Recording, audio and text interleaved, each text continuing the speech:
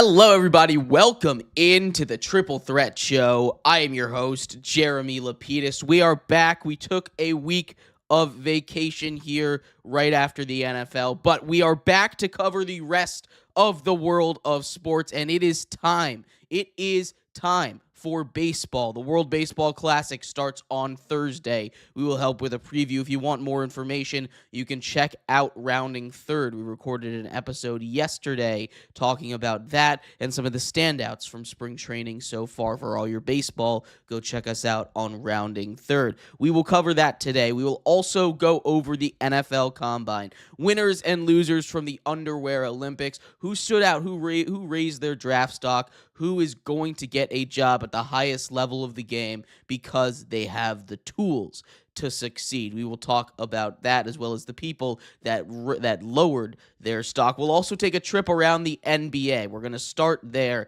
as we are at the time where we need to know if you are a true contender or if you are playing with us, if you have a chance to raise the Larry O'Brien trophy, or if you are just going to be sitting at home when the trophy is being raised. We'll go over some of the top teams in the East and the West and decide who are the pretenders and who are the contenders. That's coming up in a second. To help me out with everything here today, my friend and co-host, Nolan Jamber. How are you doing today, Nolan?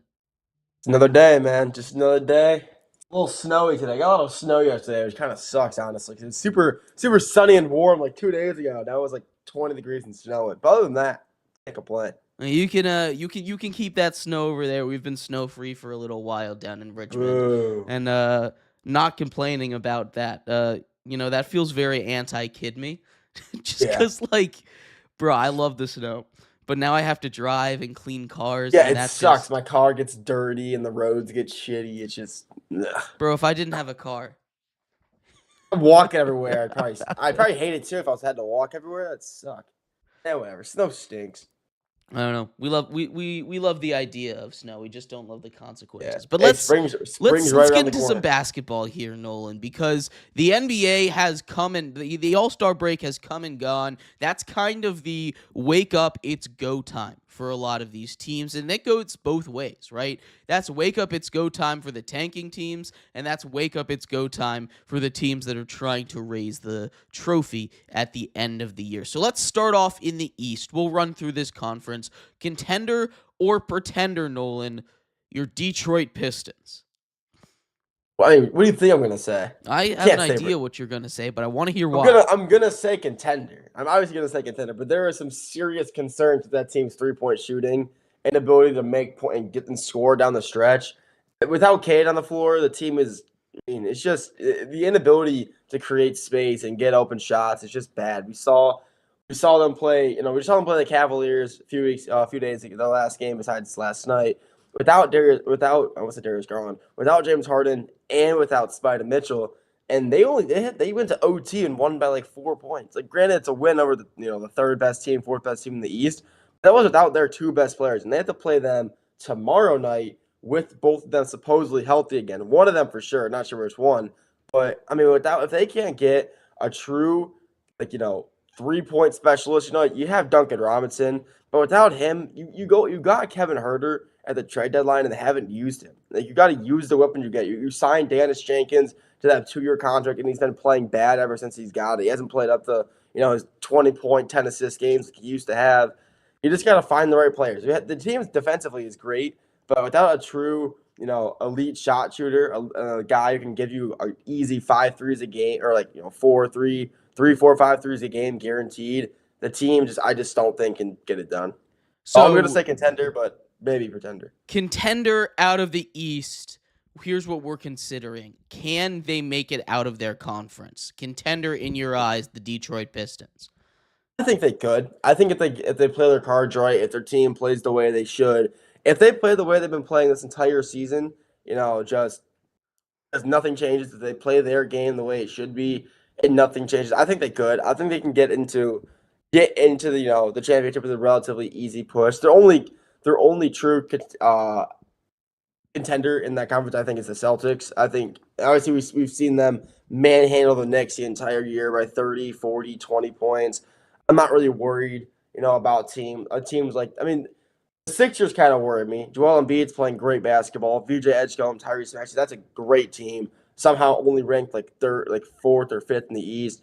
But there's teams in the East I'm not really worried about. But there's teams like the Sixers, the Celtics, and honestly, if a team like the Hornets can get hot, and they have one of the longest winning streaks in the NBA right now. They have like a 6 or 7 game win streak right now. They're hot. If that team stays hot, it can be scary. Like the Hornets are teams are really hot. The Pistons are the concern. Like we talked about, that number one team in the East. And the Pistons not only fighting for the best record in the East, they're fighting for the best record overall, right? They, for a hot second, actually had the best record. The Oklahoma City Thunder have reclaimed that title, but the second best team overall in the NBA by record. 3 straight wins. Obviously, they've been able to take down a lot of the top contenders. You brought up the fact that they've been able to absolutely dog walk the Knicks, right? You brought up the fact that they've been able to, even the short-handed the short-handed Cavs, they were able to take care of them because they were not full strength either. Cade Cunningham had fouled out of that game. So it's not like that was really best on best, but that is a playoff matchup that we could see. I think in the East, the Detroit Pistons are absolutely contenders. I think the way that they play defense, they could win a game against literally anybody. The three-point shooting is a concern, which is why I've been wanting them to go out and get, Cam Thomas when he was released, or, maybe they can pick up Anthony Black, although I'm not sure how much he is really a three-point shooter. yeah. But more defense never really hurts. More offense never really hurts. They need to add more, or they need to get Duncan Robinson going, or they need to get Kevin Huerter going. Maybe Schroeder can shoot a couple threes. Their deadline acquisitions there. We need to see, or excuse me, not Schroeder. He's on the Cavs. Like it's all in my brain here. But the Detroit Pistons are contenders in the East, and I think they're probably the team that you have to go through. I mean, the Celtics in second place here, right? They are, in my mind, real contenders. Now, this is even without Jason Tatum coming back. We see how good they've been. I expect Jason Tatum to come back in the playoffs. I really do. Whether it's 100% or not, he's been teasing coming back all season long, and with the Celtics sitting at that 2 seed, probably not going to be lower than a 4 seed in these playoffs. How much of a contender they are first without Jason Tatum and then with Jason Tatum. Without Jason Tatum, they are at minimum. I just can't see them not making the Eastern Conference Finals. At least with Jason Tatum, even the thing is though, I don't think they're gonna play him enough where to a point where he's gonna make a really big impact. You're not gonna play a guy coming off a torn ACL for 30 minutes a game. You're gonna play him for maybe like 10 at most. I mean, you can't risk that injury again. You can't risk him, coming back not back. Oh, he also has been making sure he did say like if he wants. I think I saw somewhere like he said if he's gonna play, he wants to make sure he's 100% healthy before he comes back, as you should, so you don't risk injury. But if he comes back 100%, I still don't think they'll play him enough to the point where he will make an impact. He's a phenomenal basketball player, one of the best in the world when we see him in the court. But if you play him at minimal minutes, I just don't think he'll be able to make a big enough impact to the point where he can change an entire game's output. I think if he comes back, I think honestly, even if he comes back, I think you're still probably at most an Eastern Conference Finals team, which is still crazy to say because this team without him still has an MVP in Jaylen Brown. Nikola Vucevic is playing great since they got him at the trade deadline. Peyton Pritchard's still doing his thing. I mean, you still have a phenomenal team there in Boston, regardless, without their best player. So either way, this team is going to make a deep run. I'll be surprised if they don't. Jaylen Brown in the MVP conversation. Is that valid or is that? And you can throw I Cade can't see a Cunningham reason into why this he's not. conversation too, because I, they're kind of having similar seasons leading their teams to the top of their conference. Valid that they're in the MVP conversation or not? I think so. Like you're talking about Jaylen Brown? Jaylen Brown, yeah, and throw Yeah. Cade Cunningham in that conversation too. Oh well, Cade is on the NBA post like their weekly MVP ladder, and he was number 3. So I take that. But I could see Jaylen Brown honestly like 5th in the spot. I can't like Jaylen Brown. I could see it being like Jokic, Shea Jokic interchangeable, Cade. Then you could throw a guy like Jaylen Brown and probably who could be the 5th guy? Kawhi Leonard, low key. Give it to throw Kawhi in there. I mean, but Jalen Brown has done. He's taken over the team when he needed to. He said this is I'm going to take advantage of the opportunity.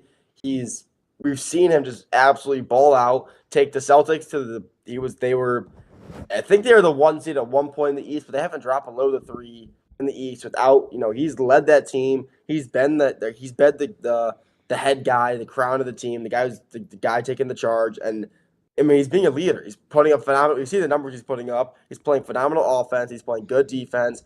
Maybe he's not an MVP, candidate, but I can see him being one 100%. I think he's playing great. I think he's doing what he. I think he's doing what an MVP does. He's winning games and doing it at a good level, scoring points, playing defense.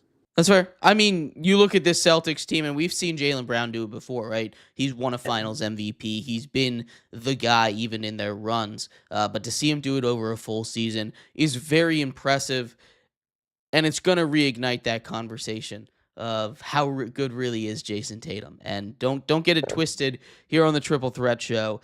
Jason Tatum, very good at basketball, is the official opinion of the Triple Threat Show. Don't you worry about that. Number 3 seed in the East, the New York Knicks. This one's fascinating to me because everything on paper about this Knicks team, Nolan, it screams contender, right? You have Jalen Brunson, who can play like the best offensive player in the NBA at any given moment, right? He just has that ability to turn it on. Cat down low, again, another great offensive player able to spread the floor. You have a bunch of great defenders, OG and Bridges, right? These guys that can play amazing 3-and-D basketball, some of my favorite archetypes. And yet it doesn't all click. I mean, even off the bench, they're going into it now that Mike Brown is the head coach, which I think was a huge reason why they couldn't play those high-effort teams, right? It's hard to beat those high-effort teams that are going to run up and down the court if you're only playing 5 guys a game, right? So now that you can go into that bench, it gives them a better matchup against what had been their kryptonite in those Indiana Pacers-style teams that just play full court press the whole time, and yet we've seen them really struggle against top teams in the East, against the Pistons, against the Celtics, against the Cavs, even against the Raptors a little bit they've struggled. This is a Knicks team that I cannot call a contender right now. Are you on the same page, or are you still a believer in the New York Knicks? If they play their cards, I think it honestly all comes down to how well, surprisingly enough, Carl Anthony Towns plays. I think if we see him on a good night, we see him dropping 30 and 10. We see him drop 30 and 15. But on one of his bad nights where he drops 6 and 3, they're absolutely not winning games. I think it comes down to all how well Carl Anthony Towns can play basketball. I still you still have Jalen Brunson, who's a top 3 point guard in the NBA. Could be maybe like a top 5. Okay, top 3 in the East at least. But and you made some good trade deadline acquisitions. You got Jose Alvarado. You got Jeremy Sokan from the Spurs, mostly as a free agent. But you got some good signings, like some guys who kind of deepen your roster, deepen your bench. Add some defensive players, add some guys who can really just take over the role while Brunson or Mikal Bridges gets some water, breaths up. I think even with those add on those, I just can't see them being contenders. They can't compete against the best teams in the division. And unless they want to pull some magic out like they did last year, they were a team built to beat the Celtics, and they got it done. They were. I just don't think that team is built to beat any team in the NBA this year, in the East at least. They're not built to beat the Pistons. They're not built to beat the Celtics. They haven't beat the Celtics at all this year, so I just don't think they're contenders. I mean, I'm 100% on the same page as you. I mean, there's a reason, right, why this team has fallen short consistently, not just every once in a while, not just recently, consistently this season against those top teams in the East. I'm not ready to call them a contender yet. I don't think they win a 7-game series against the 2 teams that are ahead of them if they were to play right now. The last team that I want to single out on the Eastern Conference is the Cleveland Cavaliers, Nolan, and I am ready to go out on a limb. I am ready to get hurt once again with James Harden. Now it makes the conversation a little bit more complicated. He's going to play through a broken thumb, right? That is concerning to me just cuz, and this is going to sound bad, I don't want to give him any excuses, right? Like, look, James Harden is going to be a Hall of Fame player. He's an MVP winner, one of the best offensive players. Some of the stuff he can do, his step backs, his crossover, legendary, right? His ability to just be a volume scorer is legendary. There's a reason why when he's on the teams, the offense explodes, because he's a great player like that. He struggles defensively, but the Cavs have the guys behind him to help him out a little bit. Mobley and Jarrett Allen. And then when you have Donovan Mitchell next to him, and the way that he's been able to unlock Jarrett Allen especially, this is a Cavs team that should be up there. But also, you cannot get that stink out of your mouth of James Harden in the playoffs. You can't get the history of James Harden in those big moments out of your brain, and I don't blame you for that. But I'm ready to be heard again. I think this Cavaliers team is a true contender. Big asterisk, Nolan, on the injury to James Harden, because that is going to be a big thing to watch. If he's able to play through it, and if he's able to be himself, I'm going straight to the moon with this. But are you on the same page as me, or are you on the side of I don't trust James Harden and his teams in the playoffs? This is honestly one of the. This is quite frankly one of the best teams James Harden could have in a playoff scenario. I think they are contenders. I think last year I was here on the Clippers last year. They took this Denver Nuggets to 7. We all saw James Harden Game 7, his vintage Game 7 self, up like 7 points on like 10. He was like 2 for 10 from the field. It was just terrible. I love James Harden. He's one of my favorite players of all time. But Game 7 Harden, it's not a myth. It's the truth. And the truth is he can't he can't perform when the lights are bright. We've noticed that. But he's on a team this year where I truly think if he has another stinker Game 7, if that happens, he has enough talent around him where maybe he can just kind of let it go. Let it go. You have Donovan Mitchell, one of the best guards, one of the best scorers in the NBA. You have a defensive player of the year in Evan Mobley. You have Jarrett Allen, who is just a phenomenal player in the paint, and he's a very physical player. Really gets it done. You have a guy like Max Strus, who's able to catch and shoot when needed. He's hurt right now, which kind of sucks, but you have a good team. The problem is I don't think their bench is deep enough to make when you have guys sitting down like that. You have a guy like James Harden and Spidey and Donovan Mitchell on the bench. I don't know if they really have a backup guard who's able to go take over the floor for them. But besides that, I think that starting 5 is good enough to go take any team to get into 7 games if needed. Honestly, they could probably take a 7-game series in 4 games. I think they could. The team is good enough. I think that this Cleveland Cavaliers team is absolutely a contender. I think this could be the first time the Cavs could make a championship since the LeBron era. Wouldn't be surprised. And I mean, it's not really just done. It's not just James Harden, right? Donovan Mitchell doesn't have this label as a playoff choker because he steps up in the playoffs, but his teams have not made it past the second round ever. It is a concerning part. It's like he has some limitations as the guy that can carry you. He can only take you so far, which is fine. It's hard to be a guy that can carry a team all the way to a championship on your own.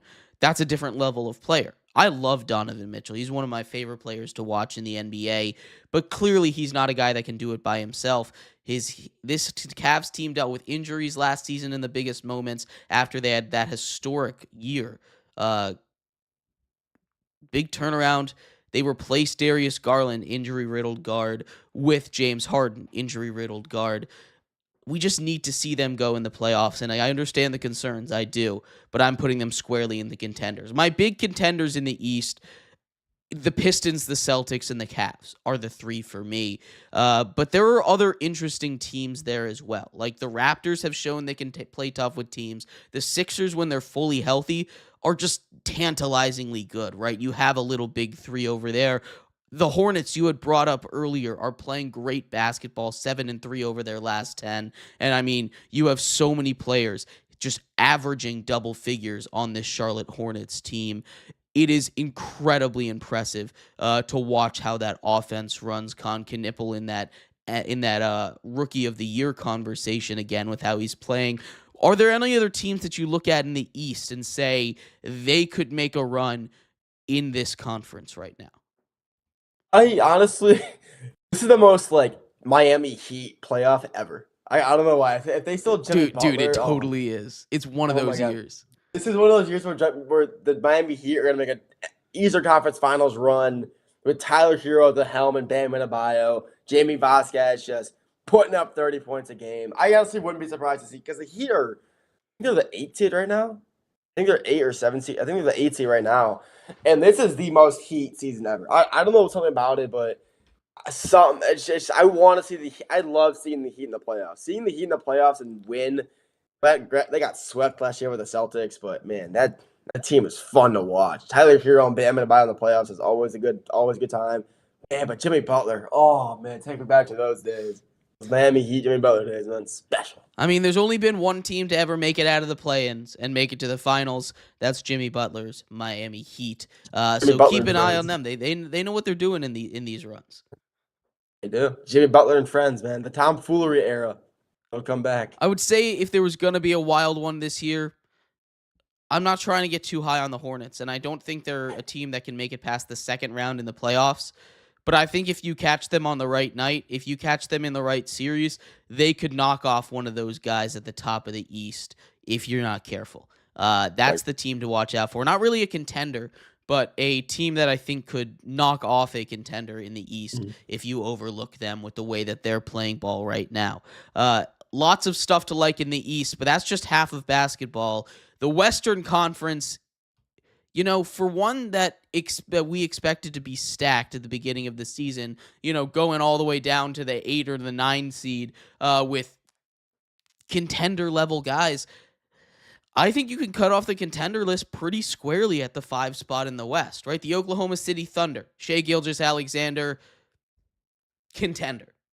We're not getting arguments there. No. The San Antonio Spurs are an interesting one. I would put them in the contender club, but you're seeing Wemby start to slow down a little bit. It's a long season. Every year he's been injured. This is the first year that he's not going to be fully that he is, I should say, going to be fully healthy throughout basically the entire year, play a lot of games past that 65-game threshold. That is an interesting one. We've seen him slow down, but that team went perfect in February. The San Antonio Spurs, are they contenders? Yeah, they went 11-0. They're on an 11-game win streak. Wemby is just doing. We saw him post their OG last night or 2 days ago. That was awesome. But that was a great dunk. But I mean, that team is special. You got Stephon Castle. You have Harrison. You have the vet Harrison Barnes. The team, that bench is good. You have enough players on your team, De'Aaron Fox. I mean, that team is loaded with guard talent. Has a phenomenal. Obviously, you have, obviously Victor Wembanyama that'll help too. That team, I don't know if they'll be, a championship team this year, but they are contenders. I could see them making a run to the Western Conference Finals for sure. I agree. I do. I mean, and the way that they've played against the Thunder, especially if they get that matchup, I might pick them head-to-head against the Thunder, but the playoffs a different animal. The Rockets, another fascinating one. I'm ready to call them contenders here, but we've also seen the history of Kevin Durant teams when he's the leader, the number one guy offensively. He's not really back down from the challenge, but they haven't really won a lot. The Houston Rockets, I think, are a second or even a conference finals team last year if Kevin Durant is on that team, but they're not a team that I feel like wins a series against the Thunder, even in their current state, if they were fully healthy. It's just so weird because they have a lot of talent on that team. You have, one of the Thompson twins. You have, they're both just so physically just capable of doing anything besides shooting the ball. They both can't shoot a three for the life of them. But man, those guys are athletic. They can dunk, they can block, they can steal. Those guys are both just freaks of nature.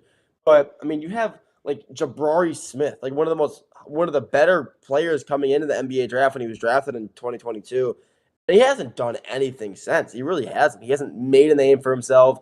He hasn't really stepped up to be. He was never a rookie of the year candidate, or he was in the Rising Stars, but other than that, he really hasn't done much for the Rockets. They really haven't. But you have Alperen Sengun, you have an all-star in him, you have good players in the team, but I want to say they're contenders, but I just don't know if they have the talent around them to be true contenders. We saw KD. We could see him lead a team. Look at the 2021 Nets when it was just him versus the Bucks, basically. They still didn't win that series, though. But his shoe size was the problem. We saw what he can do. If his shoe size was a half an inch smaller, that Nets team without Kyrie and James Harden would have been in the NBA Finals. Granted, I that's an I if. agree. It's an if. But if KD wants to, he can take control of any team he wants to take him as far as he can. I mean, Play he now. dropped 40 the other night, so you're not getting He still arguments got from it. me about how KD, good Kevin Durant is with this Rockets team. I just think not having Fred VanVleet, right? Not having that ball handler, not having that guard that you can turn to and have them make those decisions, bring the ball up the court, not having a Steven Adams down low, to be another big physical presence next to Şengün is going to hurt them in the long run. I am willing to put them in that contender conversation, but they're on that lower tier of contenders. The Minnesota Timberwolves, they've made the Western Conference Finals now 2 years in a row, but they've seemed a little outmatched both times. Last year, it's because they ran into a juggernaut. The year before, Anthony Edwards had just done too much carrying and couldn't keep it going against Luka and that high-powered offense. Can the Minnesota Timberwolves break through this year, or is it another round of conference finals or even conference semifinals failure for the T-Wolves? I mean, it's kind of crazy that obviously Ant, one of the most he's the best, one of the best guards in the NBA by far, no doubt about it. He can play, and he's a mouth that can back it up. He's always talking trash, but he has the skill and the capability to back up what he's talking about. You have Rudy Gobert, 4-time Defensive Player of the Year. You have Julius Randle. You have Naz Reid. You have a great team. I just can't see them not making it past. Honestly, I can't see them not making Western Conference Finals. I think that team is just unbelievably good. Honestly, I'm sorry they haven't made an NBA championship, but they ran into Luka. I think it was 2 years ago. That was a great series. But yeah, this team is special. And Ant Edwards is playing out of his mind like he always does. He's always playing phenomenal basketball. He really doesn't have an off night. He's always just constantly has an on switch, and it's looking to go. It's all he does is play basketball. So him and KD are just like they don't do anything but play basketball, and that's why I love them both because it's all they care for is ball, and that's why they're both so good and both so reliable when they have the ball in their hands. And that's why I think Ant can honestly make a deep run. I think he could go minimum Western Conference Finals. I think that team is good enough, has a good enough roster, has good enough guys on their bench to sub someone in if need be, give their starters a rest. They don't have to worry about, oh, this guy's out for 5 minutes. We have a guy to back him up. I think that team has the talent to do that. And I think this team has the talent enough to go make a Western Conference Finals run and hopefully, honestly, an NBA championship. Because I want to see them in the championship. I want to see how big and I want to see how well Ant can play on the biggest stage. I think he can handle it, but if people want to talk about how good he is, we got to see him, in the biggest stage first before we, talk about, how good he is all the time. Yeah, I'm not concerned about him being able to step up in the moment. That's what he does. He steps up in the moment. The Timberwolves, definitely a team to keep your eye on. The last team I would consider contenders, the Denver Nuggets in that Western Conference. Nikola Jokic is probably enough reason on his own, but with the way that Jamal Murray is playing, even if he struggles to make free throws down the stretch in key moments, it's concerning that, Cam Johnson is playing like he is. I'd like to see him be able to drain shots. That seems like a loss of a trade so far. Basically 1-for-1 him for Michael Porter Jr., MPJ, having a really great season. But I like Cam Johnson a little bit more. Again, not playing out that way this season. MPJ is playing great ball, and Cam Johnson is struggling, but you'll get some really solid minutes, right? Julian Strawther's really stepped up. You want to talk about guys that are injured that are coming back. Aaron Gordon always plays a huge role for them. Peyton Watson has been playing great all season, also another guy that's injured. They're slipping a little bit. They're the team that's struggling the most out of the teams I would consider contenders. But again, two key pieces missing because of injury. But Nikola Jokic and Jamal Murray, that two-man game, unstoppable. They're absolutely contenders again in the West. You're on the same page, yeah? Yeah, 100%. That team has enough talent. They have enough talent in their starting roster and enough talent on their bench to make a run again. They always do. They're always like Western Conference Finals minimum. Well, they are. I mean, that's the Jokic effect for you, right? This guy is just the best at basketball somehow. Again, the West is deeper than the Eastern Conference, right? I identified 3 contenders in the East. The West, if I'm being truly honest, which teams I think can actually come out of it, Thunder, Spurs, Nuggets are probably my 3. I'd throw the Timberwolves in there. I don't know if the Rockets can actually come out of the West with the gauntlet that they would have to go through.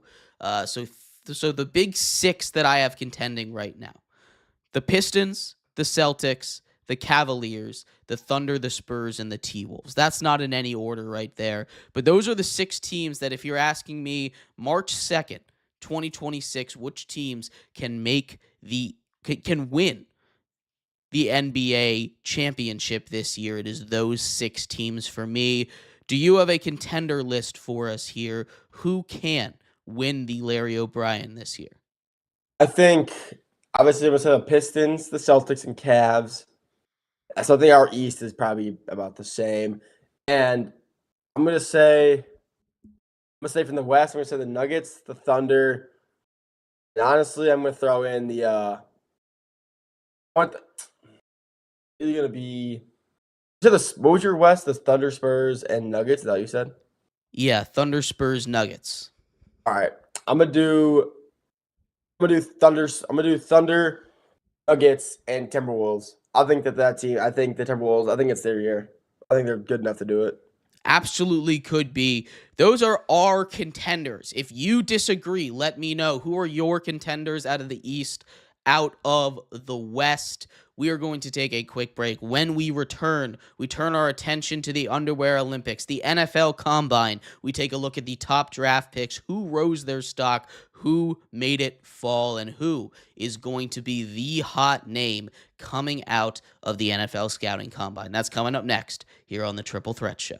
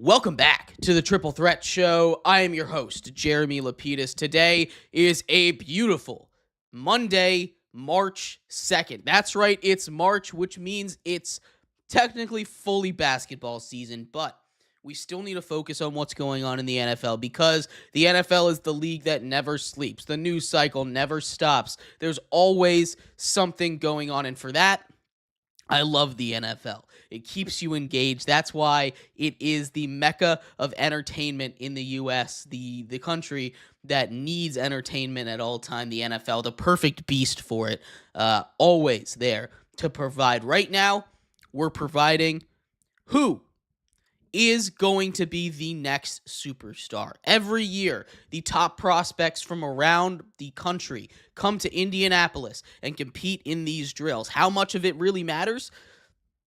Up for debate.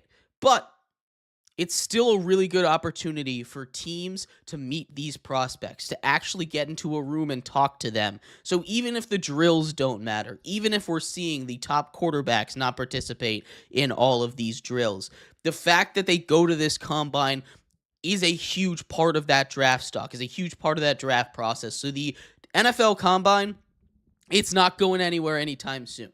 You might see less and less prospects do the drills, But the teams meeting up in Indy, that is going to be a thing for a long time. Nolan is here. Nolan Jamber is here to help us break down everything. Before we get into the winners and the losers of these combines, the nitty-gritty numbers, the nerd stuff, if you will, the combine still matters, I would say. Not for the same reason that it did in the past. In the 1980s, you're not able to get tape from all of these schools. So they all have to go somewhere so you can compare them a little bit easier.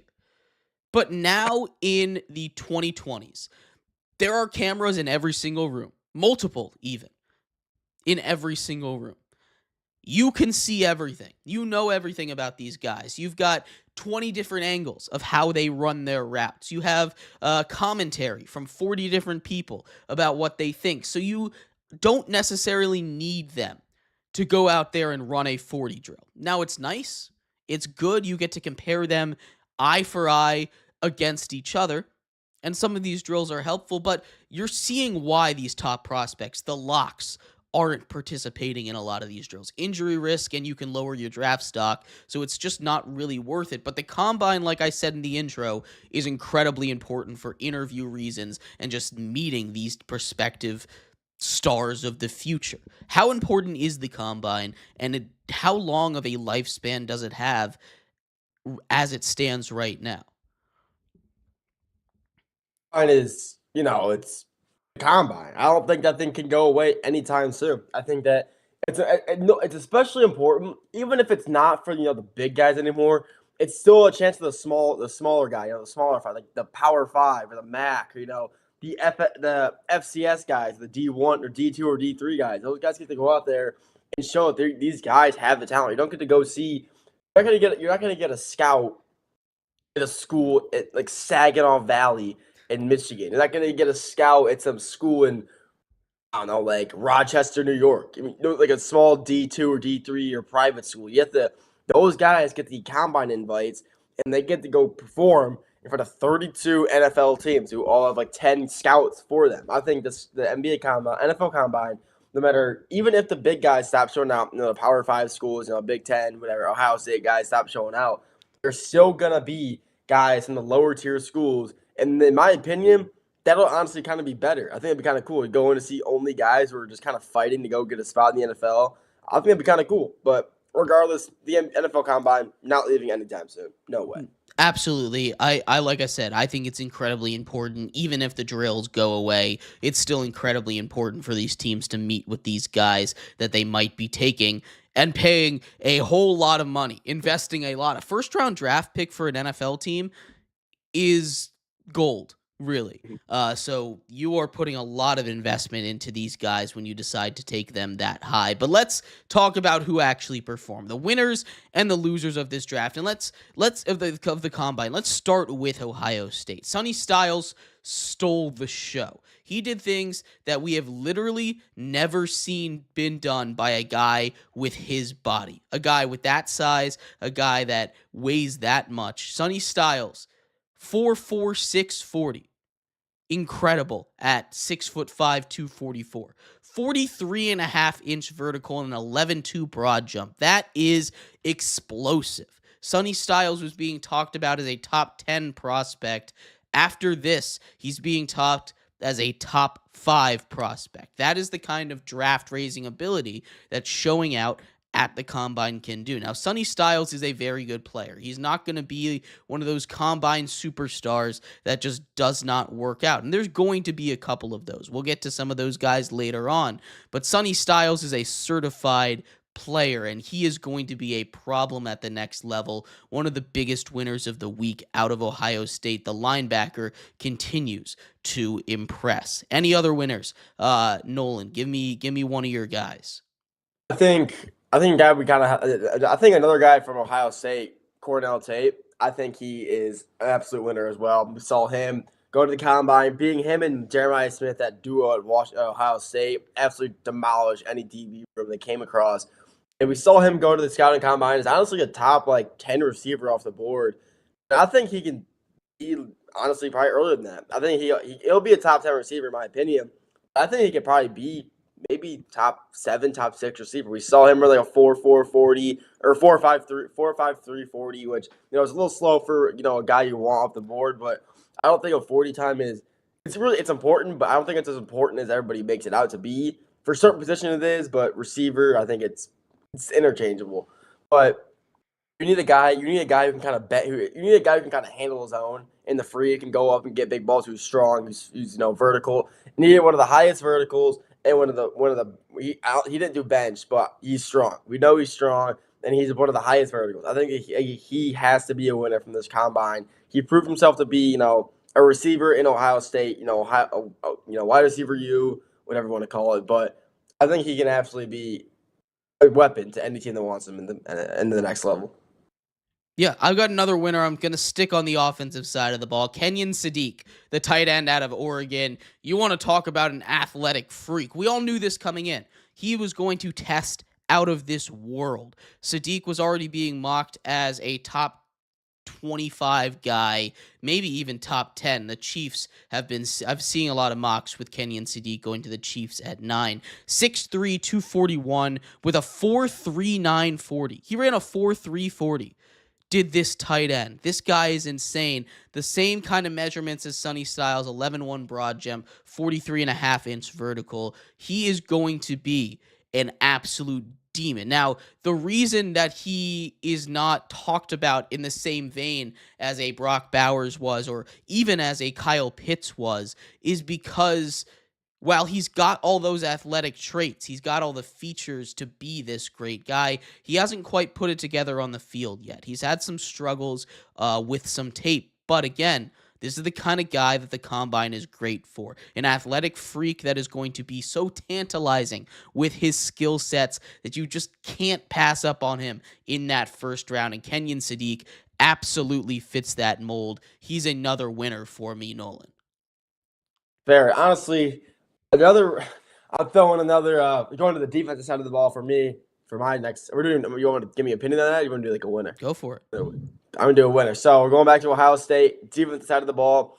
We're going Lorenzo Styles Jr., safety out of Ohio State. 4.27 40, highest broad jump. I think this guy, even though I'm looking at his weaknesses, what the draft was saying about him. They were saying he has a lack to anticipate the route. But I think you put him at free safety. You have him kind of guard in the deep zones, put him at free, let him work in the backfield. I think that he could be a really good player. I think you let a guy who is really fast work deep into deep in the zone, let him play deep, let him guard the fade ball, let him guard the deep route. You let him try to run up against some of the best receivers in the NFL, and you have a fast guy like that who can jump high. I think that is a recipe for success for him. I don't think you can put him at strong safety when he's had this 4.27 40. I think you put him deep, put him at free safety, let him get to work back there. I think that Lorenzo Styles, maybe not an absolute winner, but I think he can absolutely be a great player in the NFL coming off the board. I think he'll be like a top 15 safety off the board. Honestly, probably earlier, probably top 10. I mean, shout out the Styles brothers, right? Like, yeah, exactly. That's kind of insane that both of them are testing out of this world in this combine. Last winner that I have for you, we kind of touched on it at least before the show. Taylon Green, the quarterback from Arkansas. This is a guy that you want to talk about my kind of people. Your Anthony Richardsons, your Jalen Milrows, your Cam Newtons, these big physical quarterbacks that have all the tools. Throw Lamar Jackson in that conversation. Like, I love watching him play. I remember I took notes on a game early last season, and what I would do is I would write down like 3 words, and I'd put an up arrow or a down arrow based on what my thoughts were with that game. Very simple note-taking here, but up arrows around Taylon Green. It was a game that they lost. He didn't really play bad, or he didn't really play great. He turned the ball over too much, which is a real concern with him. But everything else about him is great. He's been able to be a quarterback at the SEC level, which is not something that you can say about a lot of those guys, right? Jalen Milrow was a quarterback at the SEC level, but he wasn't the most successful. I think that's probably the closest comparable when you're talking about recent guys. Jalen Milrow there. And Jalen Milrow didn't really get it on the field, but he's a Super Bowl champion right now, so he's doing something right. I mean, I'm all in on Taylor Green. You want to talk about a 40? He's in the top 15 40 times of every single player that ran. Like, that is how fast he ran, 4.36 40. And again, the 40 time is not everything, but the number one quarterback in just about every single drill.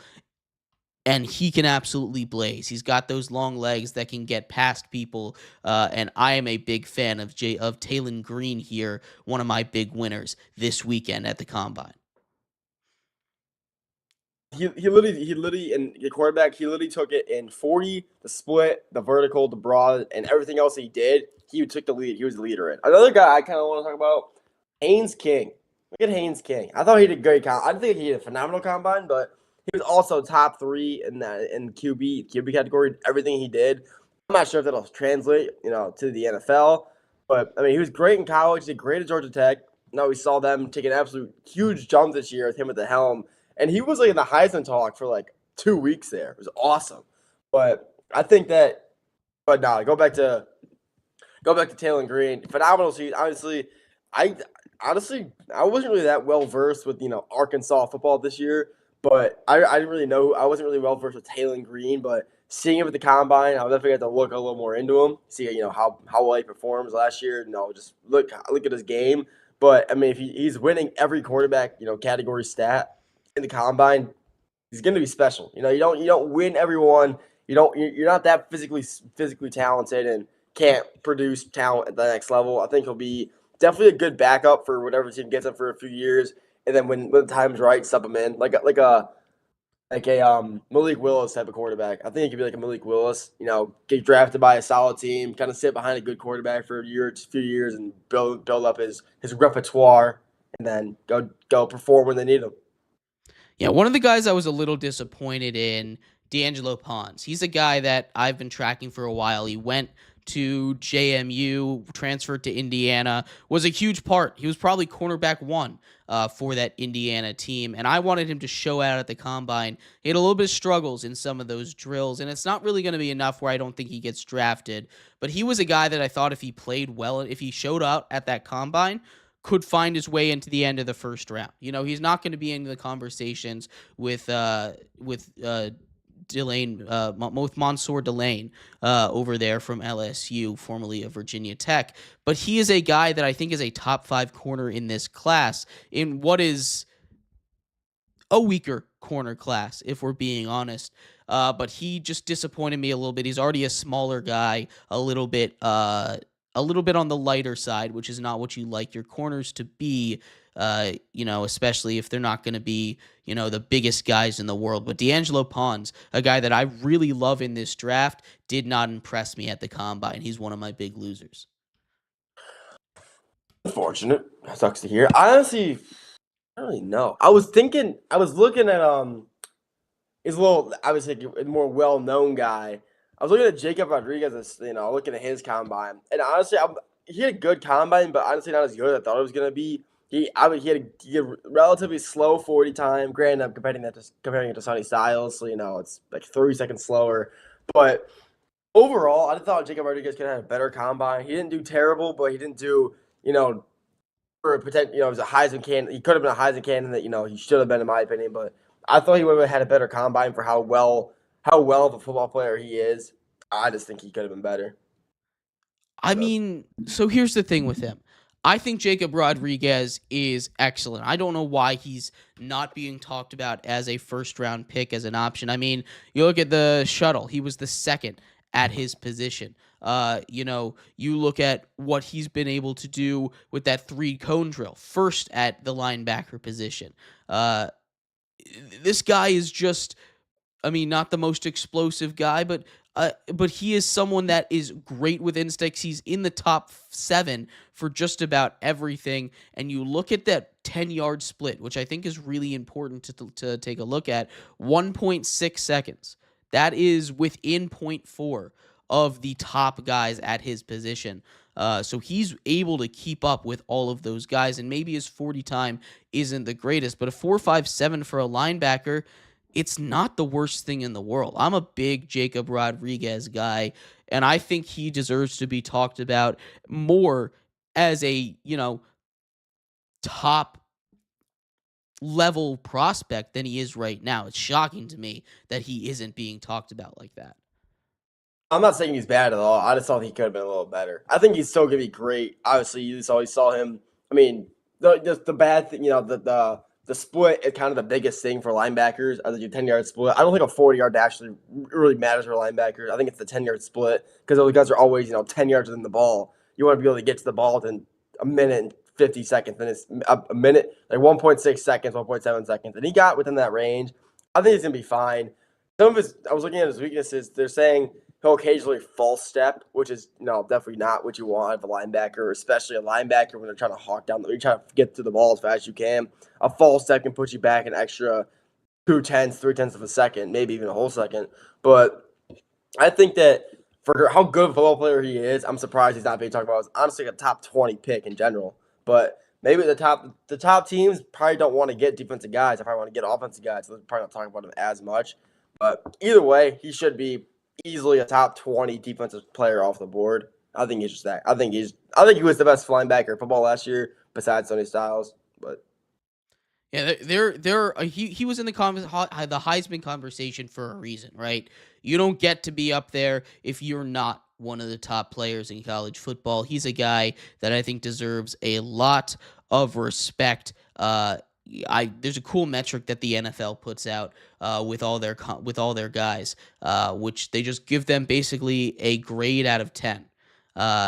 The grade that they gave or out of 8, excuse me, the grade that they gave as a prospect grade to Jacob Rodriguez, 6.34, which on their scale makes him a, quote, will eventually be a plus starter. So that's a vote of confidence for me.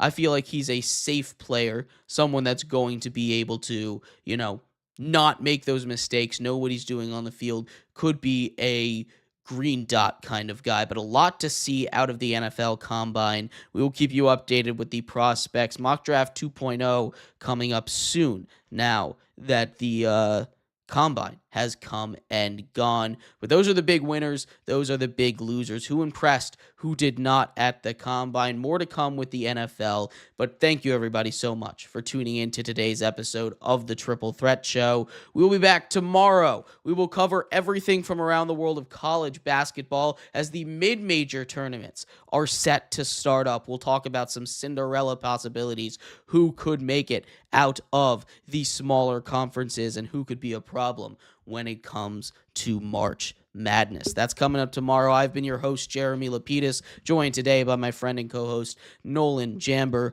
We will see you then. Bye-bye.